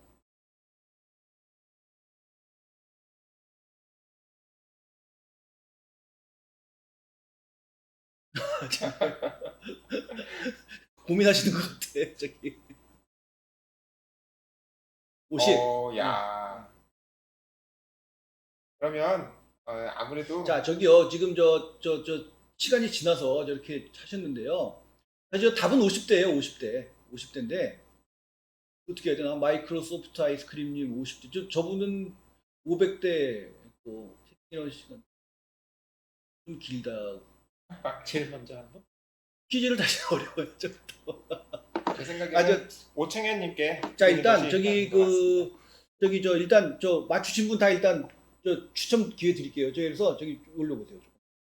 채팅에 올릴 수 없어요. 올릴 수 없어요. 그러면은 여기 50대를 올리신 분 중에서 네. 한 분을 저희가 나중에 추첨을 해서 거기 우리 나중에 거기 어디죠? 추첨기. 예? 아니 지금 하지 말고 지금 할 수 없잖아. 지금 말씀드리는 게 낫죠. 지금 그러세요. 근데 저기 누군지 좀 봐야 될 거 아니에요. 자, 오창현님 50M 50대로 인정을 하고 자, 일단 오창현님, 김태훈님, 예? 오창현, 김태훈 이 두 분을 김태훈님. 좀 밑에 또 계시나? 그래도 기회 드리죠. 이게 그래도. 스카트 아니에요. 50대로 끊어야 돼요. 예? 끊어야 돼요. 끊어야 돼요? 네. 시간을 초과했으니까 예. 그러면은 저기 김태훈님과 오창현님 두 분 중에 네, 두 분 중에 저기서 아 죄송합니다. 이거 이랬다 저랬다 해서. 예. 그래서 두 분 중에 한 분을 누구 추첨기로 돌려서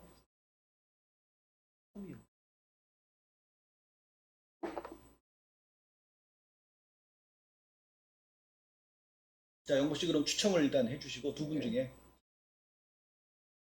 아 이건 좀 냉정하게 해야 돼 사실은. 가위바위보 하세요. 아 우리 저 여기 이 추첨기가 있으니까요. 김태훈님께 양보합니다. 아유, 자 누구 했어? 아 이런 실행하기 화면에서 안 나와. 이거 앞 오퍼해줘. 이쪽으로 이제. 오창현님. 아니 아직 몰라요. 왜? 아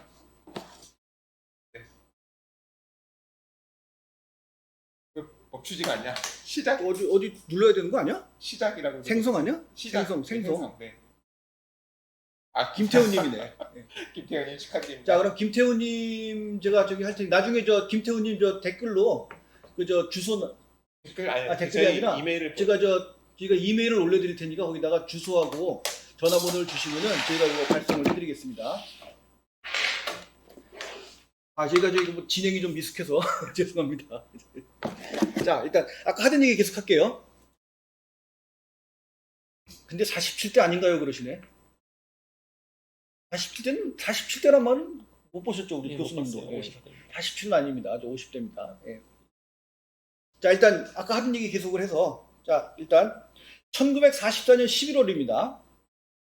그래서 1944년 11월 19일에 새로운 지시가 내려졌다 그래요. 그래서 장갑 제조 회사에서 그러니까 장갑을 만드는 회사에서 그 올리브 그린 그러니까 일테면 올리브 그린으로 일단 장갑을 색칠을 해라 이런 얘기죠. 올리브 그린으로 기본 도장을 하고 그다음에 조립 공장에서 그 위에다가 로트 브라운 또는 둔켈 겔프로 경계선이 뚜렷한 뱀 모양의 반점 위장을 하도록 하였다. 지금부터는 뭐 다 하대. 이게 이제 저건 우리 아카데미 키트에 나오잖아요. 우리 혹시 아카데미 박스 사진 있나? 아카데미 박스 안 갖고 왔어요. 네, 네.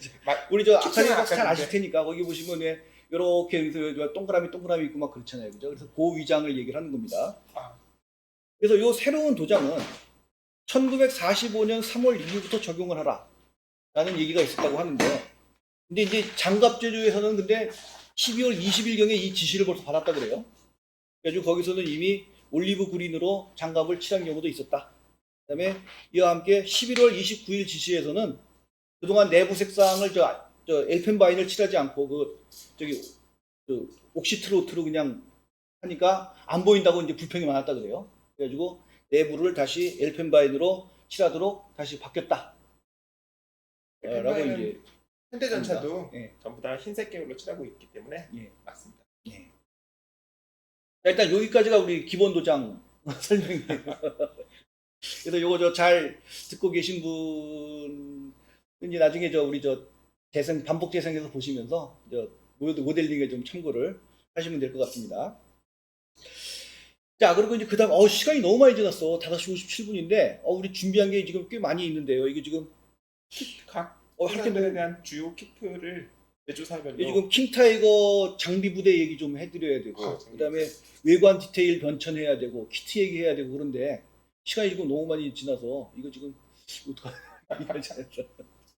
자 일단 킹타이거 장비 부대 간단히만 설명드릴게요. 그래서 우리 타이거 전차는 어떻게 됩니까? 우리 독립 중전차 대대 편성을 하는데 우리 서부전선에 참가한 부대는 국방군에는 제503 대대, 노르망디 전선, 그다음에 제506 대대, 요건 마켓가든 작전, 발지대 작전, 그다음에 507 대대, 그다음에 316 전차중대, 요건 이제 나중에 전투단 편성해서 이제 했던 데고요. 그래서 서부전선은 이런 정도 부대가 있고, 그다음에 또 무장친위대 쪽은 SS501 중전차 대대. 이제 우리 발지대 작전 파이프잖아요. 또 이렇게 서부전선 참가를 했고요. 나머지 다 동부전선입니다. 그래서 동부전선은 501 중전차 대대 국방군. 그래서 이건 나중에 SS501과 헷갈리니까 나중에 저 424 중전차대대로 이름이 바뀌었고요. 그다음에 이제 502 중전차대대, 이건 나중에 511 중전차대대로 명칭이 바뀌었고, 그다음에 제 503 중전차대대, 이게 경과가 제일 많죠. 그렇죠. 그리고 이게 이제 나중에 펠트파렌할레 대대라고 바뀌었고, 그다음에 505대대, 509대대, 510대대, 510대대 이렇게 참가를 했고, 무장 친위대의 동부전선 참가 부대는 SS501대대, 이거 이제 발기대 작전 끝나고 헝가리 쪽으로 갔죠. 그다음에 SS502대대, SS503대대 이렇게 이제 편성이 됐어요. 그래서 대대가 지금 10개가 넘는 것 같은데 국방군 9개 대대와 무장 친위대 3개 대대, 12개 대대. 12개. 아 그러면 정수를 편성 정수만 탱크가 그렇게 있었나요? 편성 정수를 채운 데도 있고 예. 그렇죠. 채우지 못한 데도 많았죠. 채우지 못해서 뭐 야크트 판터나 뭐 이런 거만 했다가 나중에 또 다 없어지니까 무슨 뭐 오스트빈트 대공전차를 10대를 받아가지고 뭐 그거 하고 저 했죠. 12대 뭐 이래가지고 이렇게 싸운 데도 있고 그래요. 말만 중전차 대대네. 예. 자, 그래서 요런 부대가 있었고, 그 다음에 이제 한 가지 참고로 우리 505대대, 예. 우리 기사마크입니다. 예. 그래서 예전에 한번 말씀드린 적은 있지만, 얘네가 이제 어떻게 됐냐면 1944년 9월 달에 45개 정수를 다 채워요. 그런데 요 야금야금 다 이제 소모를 하면서 1945년 2월 5일인가요? 하루에 23대를 소진합니다. 근데 뭐 많은 차량들이 폭파 처분됐다 그래요. 근데 그러면서 이제 야금야금 다 전멸을 해서 이제 없어지게 되는데, 그건 무슨 얘기냐면은 1944년 9월 달까지 킹타이거가 보급이 되고 이후에 보급이 안 됐다 이런 거예요. 그래서 얘는 다 찌메리트가 있어요. 505대대는 찌메리트가 이제 무조건 있다는 거죠. 그래서 여기 보면 여기 찌메리트 있고 여기는 없고 여기 이 가장자리 이 주변에 있잖아요, 그죠? 근데 이걸 그러면은 찌메리트 하기 싫으니까 찌메리트 없는 차량 44년 9월 이후의 차량으로 하면 될 거 아니냐? 라는 생각을 할 수 있는데 그건 틀린다. 그래서 505대대는 전부 다 찌메리트가 있다. 이렇게 아셔야 되고요. 그러면 나머지 얘기는 뭐 좀 시간이 없으니까 좀 생략을 하고요. 자, 그 다음엔 우리 외부 세부 디테일의 변천 있는데요. 이것도 사실은 굉장히 많아요. 이게 44년 6월, 7월, 8월, 그 다음에 10월, 11월, 12월, 1월, 2월, 3월 이렇게 있는데, 이 중에 중요한 것만 좀 하도록 하겠습니다. 그래서 1944년 6월부터 이제 henschel 포탑이 이제 생산이 됐는데, 1944년 7월에 독가스 검지판을 장비하기 시작했다. 이 독가스 검지판은 여러분들 뭔지 잘 모르실 수도 있지만, 여기 보면 마치 카드처럼 이렇게 딱 붙어 있는 게 있어요. 그래서 이제 그게 이제 독가스 검지판인데, 요거 이제 요런 데다 이제 붙이는 거죠, 그죠? 그렇죠. 네, 그래서 여기 이제 직접 나와 있지는 않지만 요런 데 붙여서 이제 독가스가 이제 있는지 없는지를 검지를 하는 거죠. 그다음에 조종수 페리스코프 커버가 이제 이 경사가 여기 절단된 모양의 모양으로 바뀌었고, 버즐 브레이크 어댑터 페이지, 큐폴라 페리스코프 변경. 그다음에 이 시기부터 지휘전차가 생산이 되는데, 지휘전차는 정규 생산차 20대당 지휘전차 1대. 대전 말기에는 15대에 1대라는 설도 있어요. 근데 그 지휘전차 같은 경우는 탑재 탄약이 86발에서 63발로 감소했다. 근데 알고 보니까 여기 많이 만드셨는데 지휘 전차는 하나도 없네요. 그다음에 기관총 탄도 150발 기관총 팩 32개에서 22개로 감소되었다. 그래서 이거 지휘차 일반형 20대당 1대. 이제 대전 말기에는 15대당 1대. 예. 지금 실제로 보면은 400몇 대 만들었으니까 지휘전차가 20여 대 그렇죠. 만들어졌다는 많지 거죠. 않은 거죠. 예. 연합군이 2차 대전 중에 독가스 썼나요? 안 썼죠. 안 썼지만 경계는 항상 해야죠. 그리고 방독면 다 갖고 다니잖아요. 예. 독일군이 사용을 하려고 생산을 해서 갖고는 있었는데 예. 뭐 일설에 의하면 그 수많은 말들에게 씌워줄 수가 없어서 예. 독가스를 사용하지 못했고, 그럼에도 경계는 했기 때문에 기본 표준 장비로 갖고는 다녔죠. 1944년 8월에는 큐폴라 고정 방법이 용접식에서 포탑 안쪽으로부터 골트를 고정한 방식으로 바뀌었다. 그다음에 포탑 후부 해치의 힌지 가드의 모양이 변경되었다.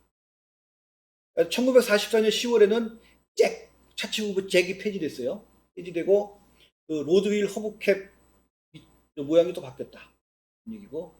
그다음에 1944년 11월부터 신형 궤도가 이제 도입이 되기 시작했는데 이게 이제 공식적으로는 1945년 3월부터 사용을 해라 이렇게 됐단말이에요. 그래서 이 신형 궤도는 우리 저 킹타이거 궤도 보면은 왜 두 개가 한 세트잖아요. 그죠? 네. 두 개가 한 세트라서 이 스프로켓 이빨도 이제 9개밖에 안 되는데 근데 이거 이제 똑같이 이게 두 가지를 관리해야 되는 게 힘들잖아요. 그러니까 한 가지만 이렇게 한 가지로 통일 이렇게 쫙 하니까 이게 이제 스프로켓 이빨 수도 18개로 이제 늘어나고 이게 이제 요 궤도가요. 우리 저 드래곤째 이것도 어디 있습니까? 후기형 궤도, 후기형 스프로켓. 그렇네요. 예. 자, 요 키트에 그 궤도가 들어 있고요. 요 키트에 신형 궤도가 들어 있고 그다음에는 우리 저 하비보스에서 별매 궤도가 나옵니다. 요 신형 궤도가. 네. 그리고 우리 저 아카데미 키트도 요 신형 궤도를 써야 하는데 이게 이제 어떻게 됐냐면은 그 1945년 3월에 공식 도입이 됐는데 이 궤도가 공급이 안 돼서 할 수 없이 510대대, 511대대의 차량이 수송용 궤도를 달고 전투를 벌였다. 이렇게 돼 있어요.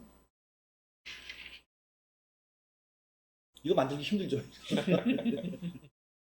그래서 아카데미 탱크는 아카데미 탱크는 후기형을 아주 잘 재현을 해놨습니다. 네.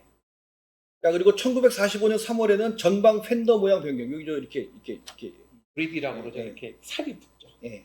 그다음에 사이드 팬더 고정 부분이 추가되고 포탑 후부 해치 모양이 요 각진 모양으로 여기 이제 각진 모양으로 바뀌었어요. 그다음에 그 포탑 예비 궤도 레크가 이거 이제 하나씩 되니까 여기 이제 세 줄로 3단으로 이제 바뀌었고 그다음에 이제 위장망 거리가 이제 신설이 됐고 그다음에 아까 얘기했다시피 신형 궤도가 공식적으로 도입이 됐다. 그리고 뒤에 이제 저기 엔진 점검 매치가 3분할 식으로 바뀌었다. 뭐 이 정도입니다. 자, 그래서 외관상의 변천도 이 정도 이제 간단히 몇 개 좀 생략을 했는데 일단 뭐 간단히 말씀드렸고요. 자, 이제 마지막으로 키트. 키트. 근데 자, 일단 우리 저 예전부터 우리 저 킹타이거는 타미야께 일단 일단 거의 유일한 키트였던 것이 90년대 들어서 드래곤에서 이제 발매를 이제 시작을 했어요. 그래가지고 솔직히 드래곤이 뭐 만들면서 썩 그렇게 상쾌하진 않은데 뭐 우리 저 그 일본 특히 일본 서적을 보면은 그 제작 기사를 보면은 이 타미야보다 드래곤째를 결정판이다 라고 얘기를 하고 있어요. 우리 여기에 대해서 교수님 좀 언급을 좀. 예, 저는 왜냐하면은 그 타미야가 이제 원래 그 70년대 나온 급판도 있죠. 킹타이거가. 근데 이제 그 드디어 신금형으로 해서 이제 킹타이거를 다시 냅니다. 그거를 저는 아주 기쁘게 만들어서 도색까지 완성한 게 있어요. 그런데 그 당시에 이미 왜냐면 너무 오랫동안 기다렸기 때문에 제가 이제 보증자료가 상당히 많았었습니다. 그 기쁜 마음으로 그 당시에 드래곤은 이제 그런 키트를 못 내고 있었죠. 하다 보니까 그 타미야가 역시 전반적인 포탑 형태를 차체는 정확하게 구현을 했는데 조그만 이런 그 작은 이 세부 디테일은 거의 생략을 했어요. 그래서 그거를 만들다 보니까 그것만 하는데 최소한 한 7, 8시간 이상 들어가는 것 같다는 기억이 납니다.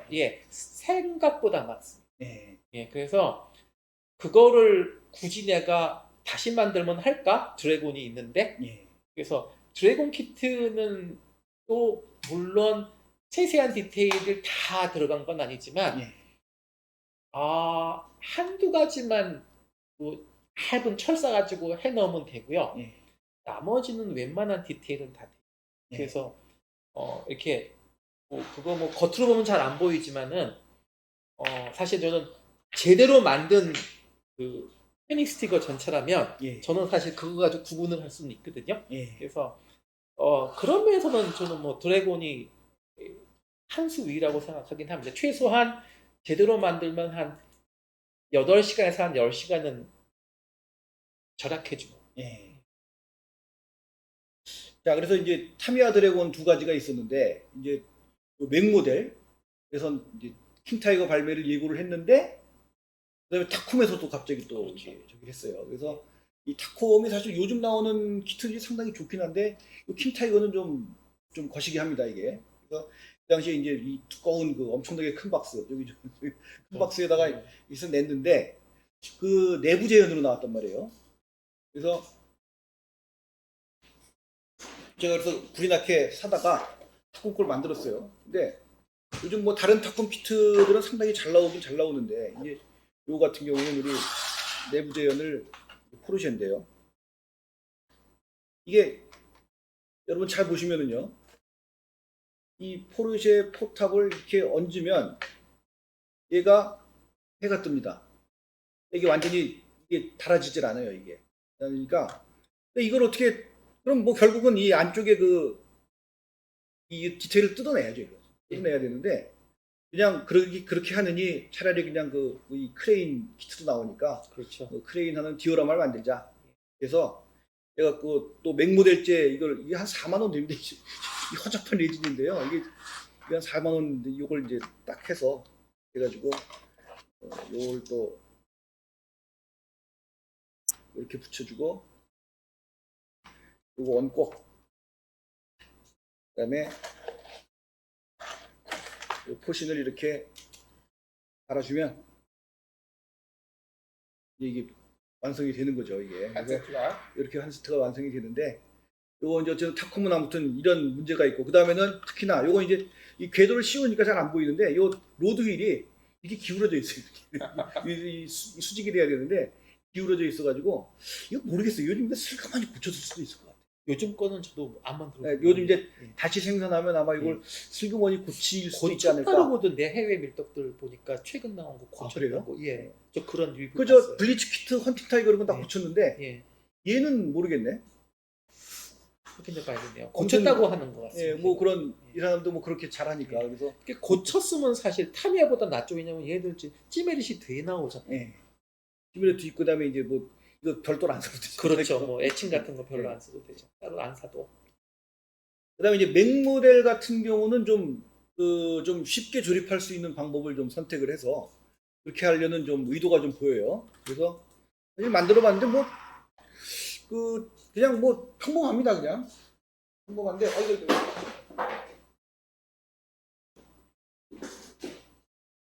그렇게 맥 모델 킹타이거가 있는데 이건 그 대신에 얘네들은 내부를 이제 별도로 키트로 파는 거죠. 근데 이거를 좀 비싸요 이게. 이게 한꺼번에 하려면 좀 비싸고요.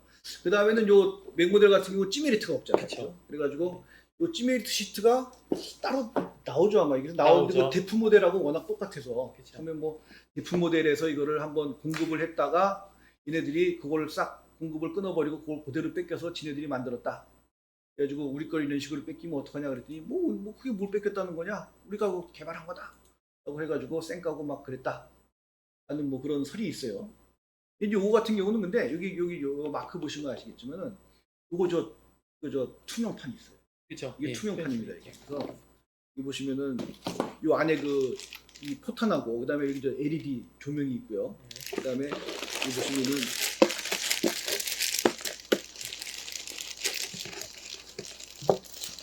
이렇게 저 투명으로 이게 나옵니다. 이게. 근데 안타깝게도 네. 투명도가 낮아요. 그렇죠. 일부러 이렇게 겉에다가 무광표 처리를 해놔서 음. 안쪽을 정확히 볼 수는 없습니다. 그런가요? 네. 아무튼 이거 우리나라에 수입은 안 돼 있죠 이게 아직.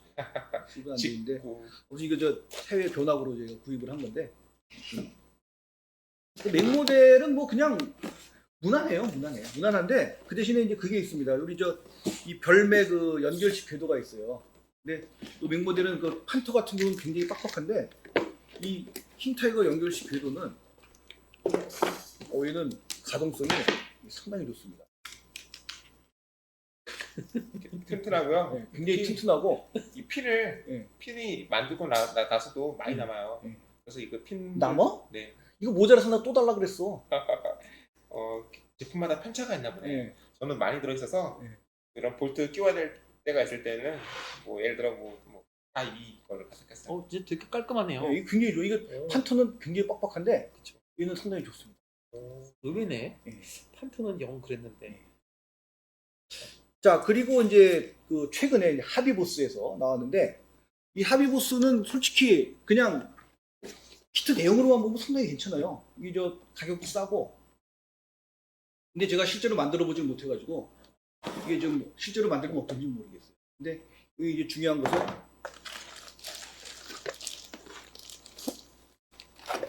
이게 이런 식으로 찌메리트가 들어있어요. 이게 이제 거의 뭐 플라스틱 같은 느낌이기도 한데요. 이걸 이제 여기 이걸 아마 붙이면 좀 두꺼울 것 같기도 하고 조금 두껍죠.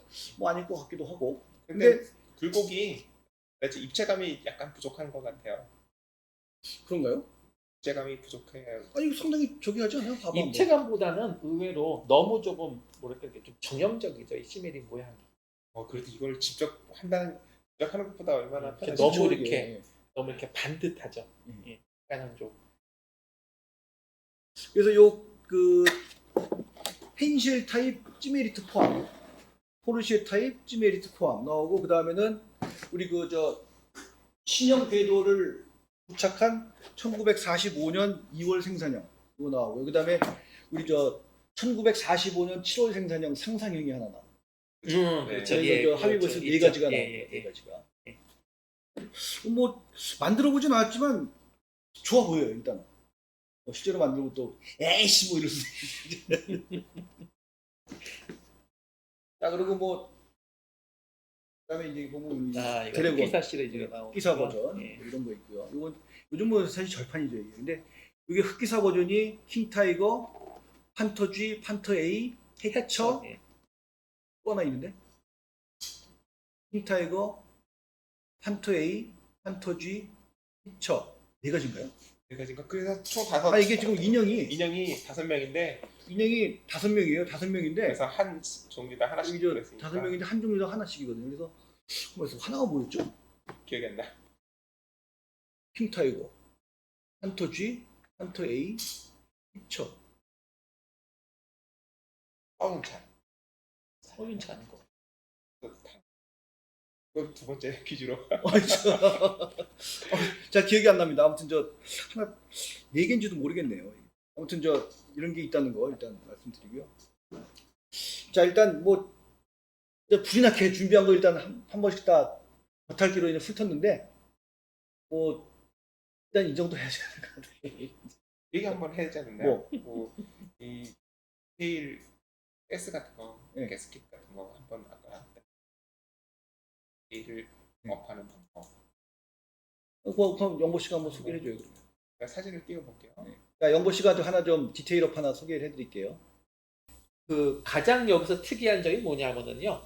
여기 보시면은 그 뒤쪽. 예, 후보 뒤쪽에 이렇게 니은자 비슷하게 이렇게 내려오는 그 예. 길게 내려오는 이 황동선으로 되고 이렇게 자그마한 그 플라스틱 조각으로 그걸 이렇게 고정을 시켰는데 저 반대쪽도 있습니다. 예, 반대쪽도 있죠. 그리고 저 예. 위에도 있잖아요. 그죠? 예, 요게 이제 앞에 그 이 흡기 부분 거기 창에도 옆에 짧게 이렇게 있는데요. 요게 이제 그 드래곤 키트나 타미양 키트에서는 이렇게 타미양 키트는 전혀 이게 그 모양이 아예 없어요. 그래서 이런 걸 뭐 달아야 되나 그런 아예 감도 못 잡는데 드래곤 키트는 요게 저걸 다는 이 뭐라 그러나요?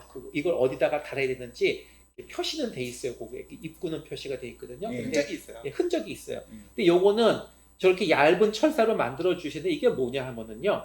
저게 이제 퀘니 스티거는 가솔린 엔진이거든요. 예. 이 가솔린이 이제 그 큰 연료 탱크에서 이렇게 소모가 돼가지고 그 통 안에가 비면은 그 안에 있는 공기가 추운 겨울 같은 때 응축이 돼가지고 아침 같은 데 온도가 떨어지면은 물이 생깁니다. 근데 이 물이 그 엔진 시동을 걸 때 점화 플러그에 들어가면은 시동이 안 걸려요.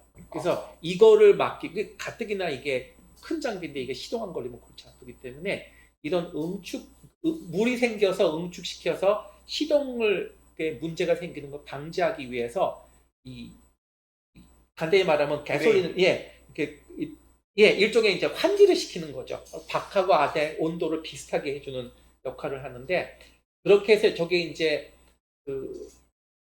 영어로는 저게 사실은 벤팅이니까 일종의 환기 그 관입니다. 굉장히 얇은 관이에요.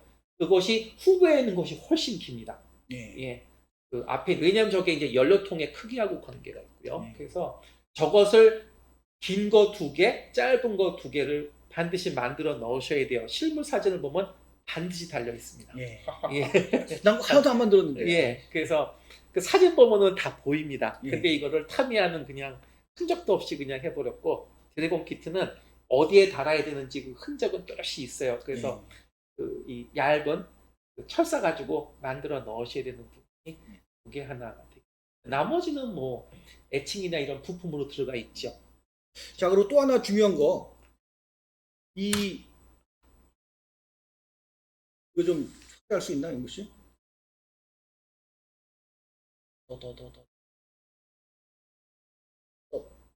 됐어. 자, 이게 보시면은 요 부분입니다. 요 부분. 요 부분인데, 요게 요 차체하고 평행하게 똑바로 돼 있질 않고, 약간 이렇게 돼 있어요. 맞아요. 네. 맞아요. 이게 이렇게 돼 있는 게 맞는 겁니다. 그렇죠. 예, 예. 이거 좀 설명을 좀. 그거요? 예. 이거 왜 이러냐, 이게. 들어갈 자리가 없어서 그런 거 아닌가요?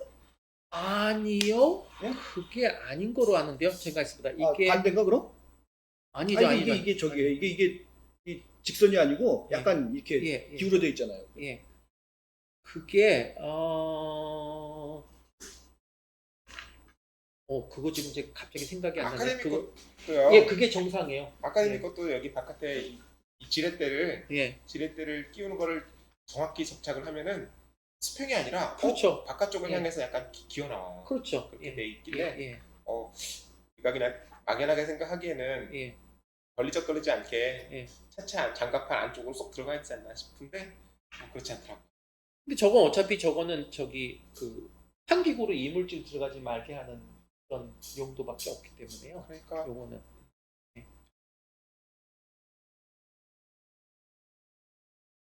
제가 알기로는 요게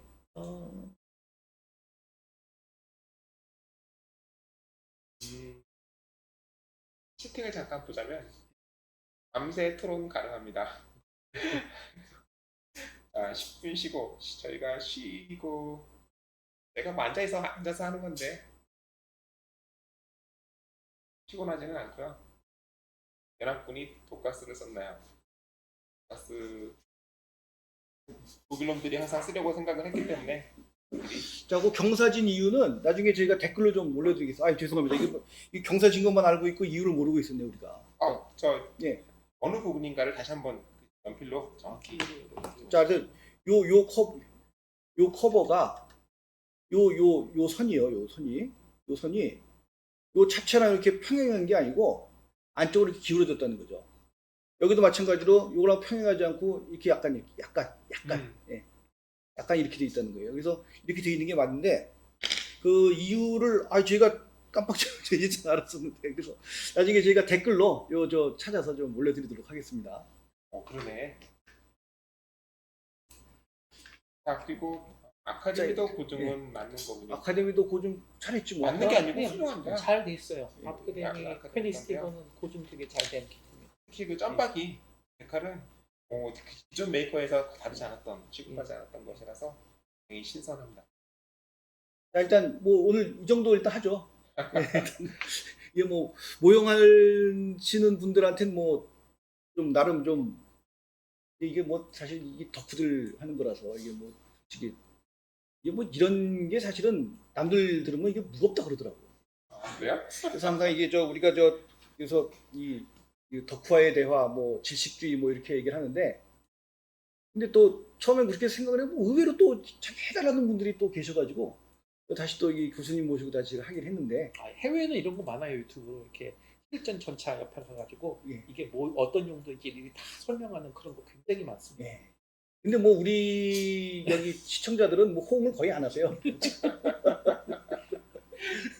그래서 이 생방송이라는 의미가 뭐 거의 지금 없는 상태고 그래서 우리 생방송에서 앞으로는 그래서 그냥 신제품 소개나 뭐 그런 거 일단 하는 게 이제 맞지 않을까 하는 생각이 들고요. 아니면 네. 더욱더 아무래도 제작하신 부분에 더 관심을 두지 않나 싶어서 예. 디테일업 하는 부분을 차라리 잘 찝어서 예. 올리는 것도 괜찮지 않을까 싶은 생각이 듭니다. 자, 일단 뭐 뭐 하실 얘기 없- 또 혹시 뭐 여기 시청자분들 질문하실 게 있으시면은 저 2분 동안만 받겠습니다. 2분 동안. 자, 네. 우선 오창현님께서 너무 재밌고 감사합니다. 아, 네, 감사합니다. 땅대장 다른 시간으로 옮겼으면 좋겠다. 이 시간 좀 애매한 시간대다 시청하기 어려운 분일 수도 있고요. 디오라마 TV 아니면 그건 맞아요. 디오라마 TV 아니면 이게 진짜 이 모형 채널에 우리 같이 다양하게 하는 데가 없습니다. 우리 얼마 전에 우리 저 연기까지 했잖아요. 우리는 제가 예능도 하잖아 우리가 지금.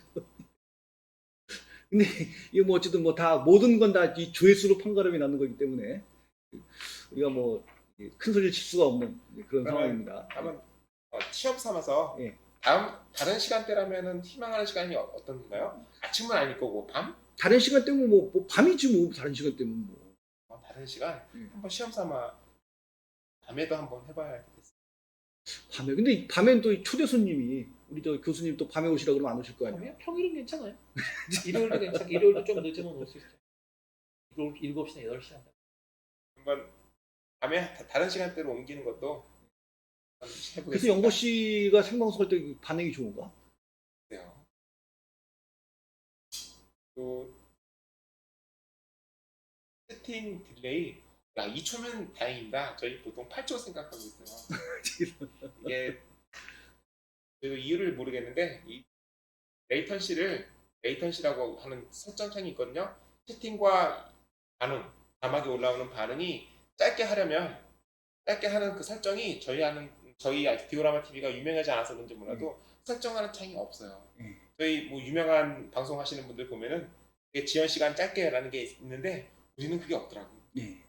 시청자가 얼마 없어서 구글에서 유튜브에서 자원을 많이 할당을 안 해주는 게 아닌가 그런 짐작도. 자 그럼 다음번에는 우리 저 평일 밤 10시 뭐 이렇게 해서 한번 해볼까요 그러면? 평일 밤 10시 평일 밤 10시 같은 거 어떠세요? 한번 한번 말씀 한번 해보시죠. 주말 밤 10시가 아니라 주말은 내가 안 돼. 아이씨. 알겠습니다. 평일 밤 10시 같은 거 어떨까? 평일 밤 10시 식사하는 주말이라 들어도 상관없다. 또 아카데미 킹타거의 고증상은 미그사 도르로 저도 미그사로 칠할 때 예. 잘하고 있어요. 평일 밤 집중력이 있을 것 같다라고 말씀하시는 평일 저녁 8시 정도면 어떨까요? 붉은 밤 10시 평일이면 8시 정도. 한 9시 괜찮겠다 그죠? 8시면은 좀 퇴근하고 집에 안 오신 분도 있을 것 같고. 한 평일 밤 9시 정도로 9시 정도에 한번 저기 시험 삼아 한번 조만간 한번 해보도록 할게요. 네, 그리고 미리 공지만 된다면요. 알겠습니다. 미리 준비를 해서 자, 그러면 저희는 오늘까지 정도까지 마치고 자 일단 그럼 저희 여기까지 하고요. 시청해주신 분들 감사드립니다. 이제 또 다음 시간에 찾아뵙도록 하겠습니다. 감사합니다. 감사합니다.